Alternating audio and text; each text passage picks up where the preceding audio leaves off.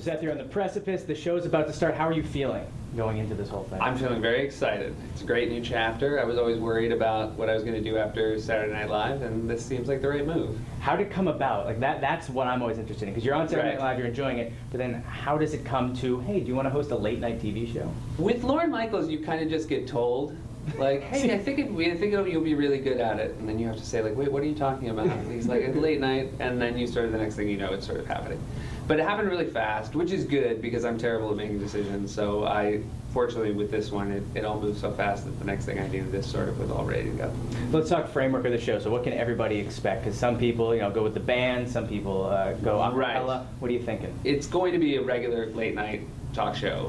We want to have a really strong monologue. We want to have really funny people come on. We want to have a writing staff full of people who are also performers who can sort of show up playing different people. And hopefully we'll get some interesting guests who can come on and tell us about the world. Well, that's what because for me, I get to interview people a lot, and some are amazing, some are less amazing. What's your dream show? If you could have a dream lineup, maybe 2 guests in a musical group. Oh, okay, Who would gotcha. you That's really call? good. Yeah, I mean, I would like. I'm a big fan of Wilco, so let's Okay. slot them in as our musical group. President Bill Clinton, Nice. right? Oh. I feel like that's a guy you'd really like to talk to. Yeah. And second guest, living or dead? Both. Okay, gotcha. Or you think, no, I mean, no. it doesn't I have to think be dead two. guests are ultimately. They always seem good in They're a little theory, and then cold, yeah. it doesn't.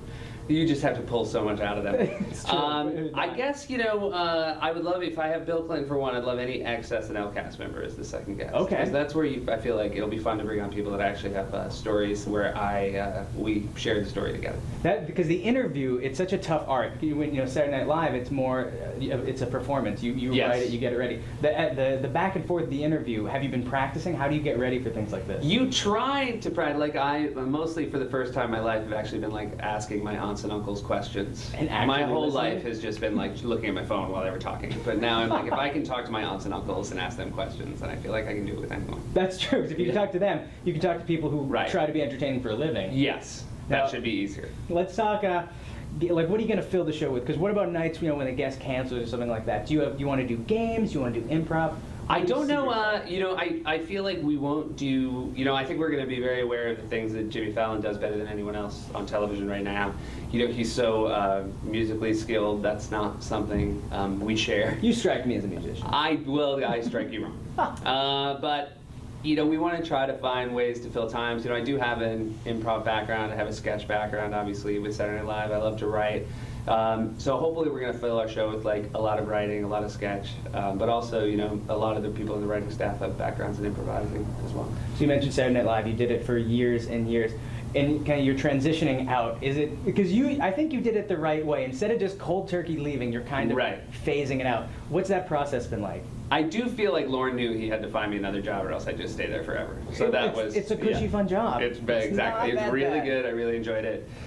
It's really a little heartbreaking to leave, though. I have been there forever. I've been there like 12 and a half years, and I really love the atmosphere there. It's always felt like a college dorm room while also being in an office building, which has been a little surreal. And so, I'm going to have separation anxiety, I imagine, but at the same time, I'm literally like 10 feet away from the studio in our new studio. So I feel like as far as dealing with the heartache, that'll be the best possible way to do it. And your Saturday night's off, so you could just pop in. I will tell you, I'm married now, Mhm. and the fact that Saturday nights are about to be off, I do not think she will be happy if I tell her I'm going to go stop by the old stomping ground. No, you've got Yeah. the new marriage. You've got to have date night now. Oh yeah, I no. guess. Saturday will go from late night to date night. Yeah, apple picking, perhaps some sort of big box Right. store, go shopping, pick things up. And I think the plan is to be asleep at 10 o'clock pretty Mhm. much every Yep. Saturday from now until the rest of my life. That's how it works, Yeah. but it's not a bad thing. It's not a bad thing. I'm looking forward to it. Snuggle. I'm going to be one of those people that watches Saturday Night Live on Sunday morning on Yep. DVR. Exactly. Yeah, I'm you just got going to admit it now.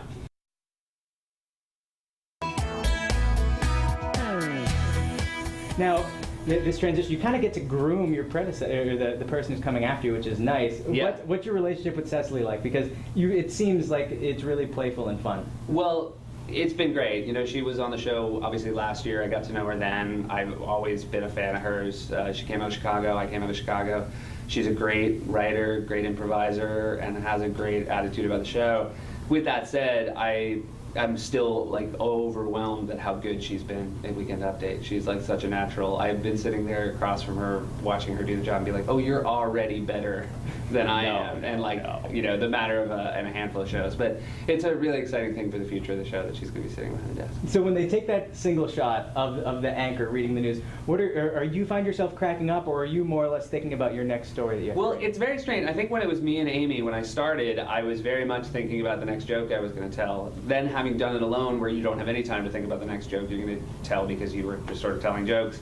Now, out of sort of like suspicion, I'm not sort of thinking ahead. I've just sort of enjoyed my time while Cecily's talking to just be another audience member and just sort of enjoy the jokes she's telling. What have been some of your favorite moments from the Weekend Update desk? You know, people sliding in. Oh, well, I mean, I've always loved the guest part of the show, and, you know, there's been so many that I've enjoyed having. I mean, obviously, Stefan, I think I love probably as much as everybody else in America. Oh, yeah. Bobby doing Drunk Uncle has been so great. And then pretty much everything Kenan Thompson's ever done behind the desk has been just a full delight to sort of be in his tube shop. Now, and you came up, you had the improv background, and you started on SNL as a writer. Now you're reaching a point in your life where you have writers. Yes. So you went from being a writer to having writers. What's that like? It's got to feel intriguing. It's great. I will say it's great for my writers because having been a writer, I know how to treat them. Mm-hmm. I just have so much respect for anyone who can write. You know, at Weekend Update, you know, for the last however many years it's been now, 7, 8 years, like those guys generate so many jokes every week for me in the end to tell 10 or 12.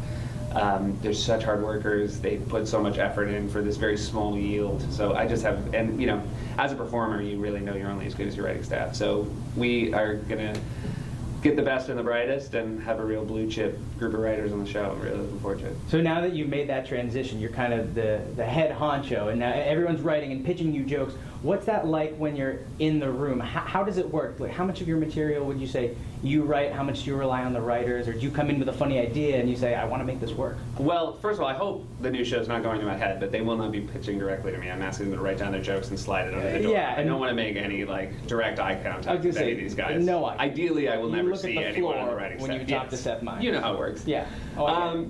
I don't think I'll ever be able to completely stop writing. So, as far as how the amount of writing will sort of like break down on the show, I hope I can still write a great deal. It will be strange, you know. At Saturday Night Live, you do a lot of writing, and then ultimately you're on television for 10 minutes a week. Have now being on TV for hours and hours a week, like, you know, obviously it's just like a great deal more preparation of just even like getting makeup on that I will lose time that I would be writing usually. But again, with a good staff, you don't have to worry about it as much. So. And that preparation's going to be a whole lot different too, because you know at Saturday Night Live, there's that very much of a structured thing, and yes. It goes live on Saturday, but you have that whole week to get ready. You have maybe an hour before the show starts to get your act together, and I guess so. That sounds about right. I feel like one of them's a marathon and one of them's a sprint. I don't know which, but I know that they're two different kinds of running. So I'll have to like, tired. Yeah. At the end of it, I will have to. I'm sure like different muscles will be sore at the end of each week, but I'll get used to it like I did with SNL. So. Well, what are your hopes going forward? Do you think this is that job that you want to do until you're old? Yes, I do. I mean, I really hope so. I mean, I'm very lucky to be following Jimmy. I think he's going to be great at the Tonight Show. One of my goals would just be to sort of like comfortably live in his wake for the next 10, 20 years. Yeah. And then when that's all done, you could plot his demise maybe, and then I don't. He's too smart. He's smarter than me. He'll somehow plot my demise first. All right. Yeah. Seth, thank you so much. I've enjoyed you for years and years. Oh, thank you very much, Really Seth. Always a pleasure to talk to another Seth. The whole time I wasn't worried I would forget your name. Yeah. Which is neat because Right. I forgot yours many times. I could tell. And You the can whole see time I was the eyes trying. went dead. Look, Stephen, Marcus, Seth Meyers. You found it though. All right. Thanks, man. Thanks.